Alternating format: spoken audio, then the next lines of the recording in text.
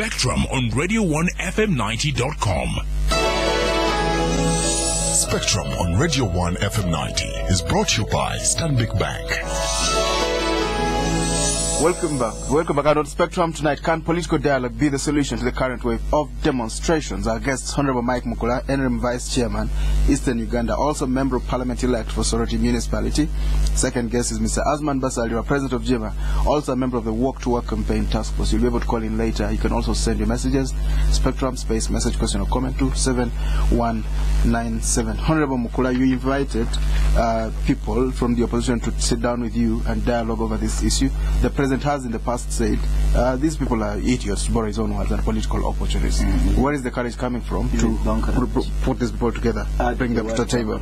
No, I think that by mere fact that we are all leaders within a given party, and we do consultations before we make such engagements. This is an informal approach.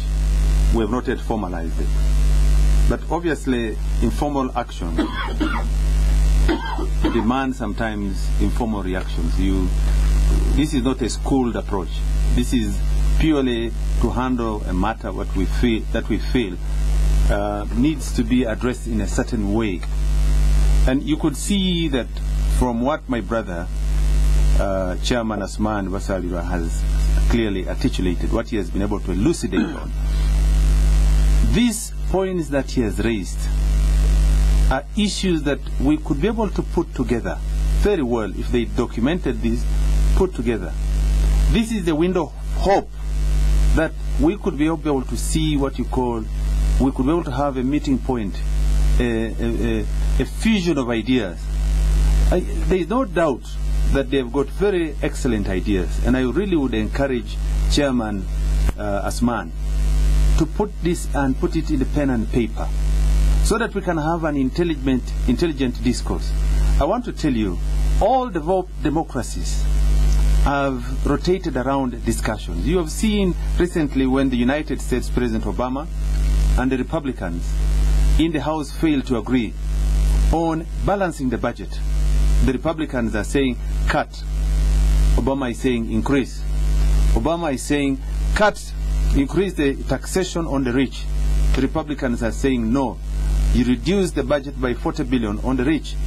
But they have been able to sit down. Some of the Republicans were invited to White House, and there was dialogue. This is how modern democracies evolve.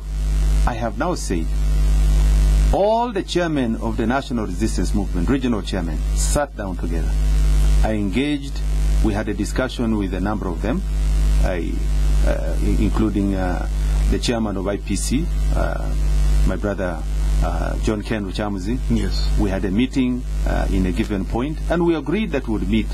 He said, I have consulted my brother Kanokiza Besije, I have consulted the other leaders, and I'm continuing with the consultations. You must have seen from the response of Asuman this morning, maybe the coordination might have been, might not have been handled very well.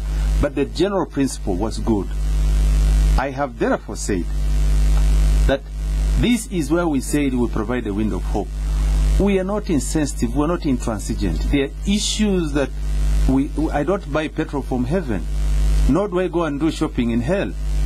We go to Nakasero, my wife goes shopping everywhere. These are issues that we must understand. I'm not working in government. My expenditure is managed by my good self and the family and the companies. Therefore, the issues that they have raised in terms of a policy shift, I have gone and I've been privileged to have studied in one of the best institutions in the world, Harvard, Kennedy School of Government, where I did political and economic reform. Let me tell you, these key issues they're raising can only be arrived at by dialogue. Budgetary discipline, prudent economic measures, addressing the issues of reducing government expenditure on certain key areas, balancing the budget, reducing on areas where you have hemorrhage in the economy, wastage in terms of expenditure. These are all prudent economic measures in terms of reform in government. Belt tightening. I want to say that in 1 month or so, government of Uganda will be able to read out a budget. And I will be privileged, God willing, to be part of the parliament that will be able to receive the budget speech from the Minister of Finance, which obviously is read on behalf of the President. And collectively as Ugandans, we can now say this is a position we like to adopt. What were the opportunities available? I think in terms of engagement, constructive engagement, they had the opportunity to send their letter or their petition to the Speaker through the FDC has a leader of the opposition. You also have the iPod. The iPod is a platform within which political parties engage. You have also got these informal structures. Being in opposition does not mean that you are an enemy of Mukula. No. I personally believe that we are all nationalists under Article 17 of the Constitution. Ugandans have a responsibility to this country and upholding the Constitution of this country. Therefore, what I'm saying is that we could sit down with my brother Asuman the way we are talking now. Even after here, we're going to sit down somewhere and have a meal and share maybe the way forward for this country. Ugandans are hurting. The cost of living has gone up. And I'm not insensitive to these issues. Now the question is whether the government is actually willing to belt tighten, like you say. Some of you senior cadres might be interested, but the language of the president seems to say, no, we were not going anywhere. We're no, where they feel that there are areas that are grey in their engagement with government as the opposition, these can be addressed in the iPod to say here, we would like to improve on the following areas. And these are issues that we can be able to address. There is also an opportunity and a window of hope that is being presented by the Interreligious Council. That is another window. Okay. To me, I really would urge my brothers and sisters not to put the country into a state of uncertainty now. Okay.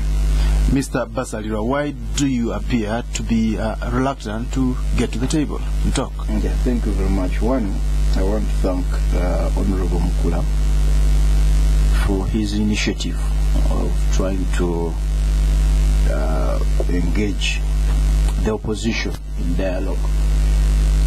There are about 5 fundamental issues in this regard. Number one, in principle, the opposition has never been averse to dialogue. As a matter of fact, we have continuously requested the government to put in place the constitutional structures for dialogue, implement, operationalize the National Consultative Forum, envisage it in the Political Parties and Organizations Act. That has never been operationalized. That constitutional, that legal framework, where some of these fundamental issues would be addressed. Number two, immediately after the presidential and parliamentary elections, there has been a council of elders headed by the retired Justice Ogola. It has Cardinal Wamala, Bishop Senyimba, Mama Roda Kalema, and others. They did invite the opposition and said, we are hearing there is information that you are planning something sinister. Can you sit and dialogue with government? We said we are prepared to sit and dialogue with government. Take this information to President Museveni that we are prepared to talk as far as the future of this country is concerned. We should agree on an agenda, we agree on a venue. It is coming to, I think, 2 months. Honorable Justice Ogola, I think up to now, is trying to fix an appointment with the President. So nobody has said no to dialogue as far as the opposition is concerned. 3, as we talk now,